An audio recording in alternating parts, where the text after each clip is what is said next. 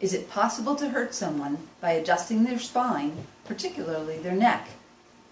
After a thorough history and evaluation of the spine, a chiropractic adjustment performed by a trained and licensed doctor of chiropractic is arguably one of the safest, most beneficial things you can do for your body. An adjustment moves the stuck bone within its normal range of motion and unlocks the vertebra from their stuck position so the body is able to restore harmony and balance to the nerve system. When free of interference, the body is better able to heal.